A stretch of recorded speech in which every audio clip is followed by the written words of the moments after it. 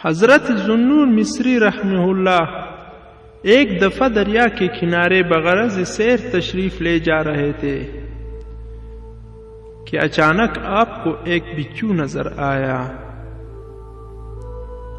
آپ نے ادھر ادھر دیکھ کر ایک پتھر اٹھایا اور ارادہ کیا کہ اس موذی جانور کو ہلاک کر دے، لیکن بچھو جلدی سے بھاگ کر دریا کے کنارے پر جا ٹھہرا۔ اتنے میں دریا سے ایک مینڈک نکلا اور بچھو اس کے اوپر سوار ہو گیا۔ مینڈک دریا میں تیرتا ہوا دوسرے کنارے پر جا پہنچا۔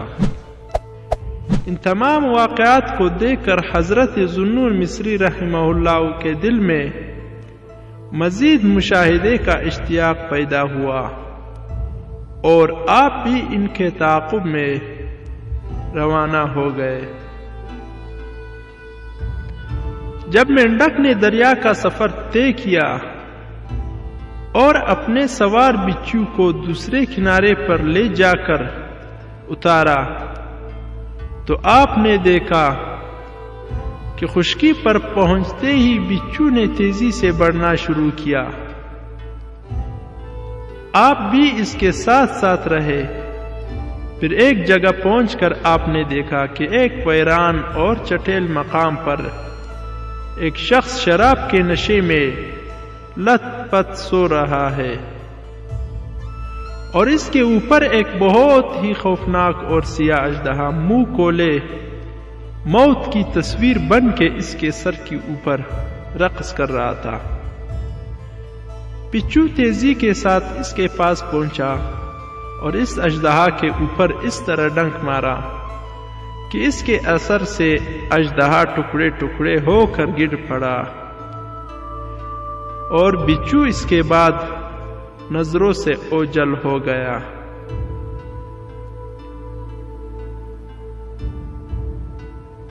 آپ نے جب یہ واقعہ دیکھا تو اس شخص کو جگا دیا اور وہ جب خواب سے بیدار ہوا اور اپنے سامنے ایسے بھیانک اژدہے کو خاک خون میں تڑپتے ہوئے دیکھا تو آپ سے اس واقعے کی وجہ دریافت کی کہ آپ نے اسے تمام واقعہ سنا دیا۔